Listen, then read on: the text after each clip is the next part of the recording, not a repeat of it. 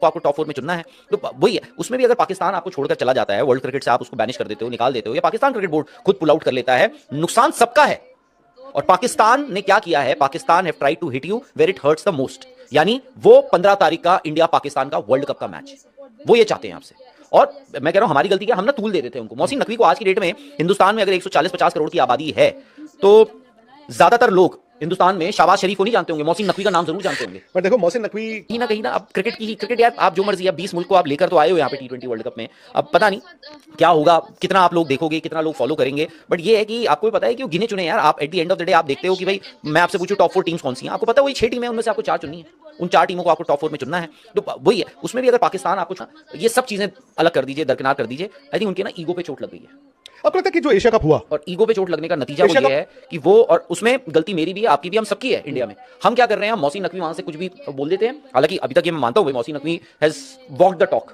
भाई उन्होंने कहा कि उस दिन बोला था, मैं तब भी ये नहीं सोच रहा था कि वो कर देंगे, बट ये है कि मोहसिन नकवी ने एक बड़ा पॉलिटिकल फिगर ही इतने ड्रास्टिक, मतलब मर जाए, क्रिकेट मरनी है तो मर जाए, देख लेंगे, कर लेंगे, तो वही ले सकते थे। इसीलिए सब कॉन्टिनेंट में ये जो, आई थिंक अब it has become a norm, जहां पे गवर्नमेंट इन्फ्लुएंस कहीं ना कहीं आ ही रहा है आपके स्पोर्टिंग एक्टिविटीज में, या स्पोर्ट्स फेडरेशन कह लीजिए, जो मर्जी। श्रीलंका में हमने, क्या वाकई में पाकिस्तान इंडिया के खिलाफ मैच नहीं खेलेगा? अगर ऐसा होता है तो क्या वो ये कहेगा हमने आईसीसी को झुका दिया? बड़ा सवाल अब आईसीसी पर है, गेंद भी आईसीसी के पाले में है कि वो इस मुद्दे को कैसे ट्रीट करते हैं। राहुल है मेरे साथ, और आज अनफिल्टर्ड है। अब पता नहीं अनफिल्टर्ड राहुल हम हो ना हो, लेकिन पाकिस्तान क्रिकेट बोर्ड ने एक बात तो है, फिलहाल भले मूर्खता वाली बात है या जो मर्जी कहें, जो कहा वो कर दिया उन्होंने पहला जो था ना, पहला फायर, पहली गोली उन्होंने चला दी। बड़ा डिसीजन लिया उन्होंने जिस हिसाब से, और इसीलिए लिया है, और ले सकते थे क्योंकि जो उनके पीसीबी चेयरमैन है वो खुद पाकिस्तान के इंटीरियर मिनिस्टर है। प्लस आई विल ऐड, वो इस वक्त पाकिस्तान के शायद सेकंड मोस्ट पावरफुल बंदे हैं, powerful then even the prime minister Shahbaz Sharif.